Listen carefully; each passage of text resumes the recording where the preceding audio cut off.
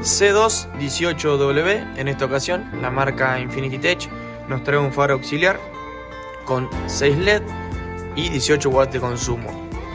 Fundición de aluminio con tipo de luz, spot y float, como podemos observar. 18 watts de consumos, trabajando a 12 y 24 watts. Nos trae ya sus tuercas y soporte.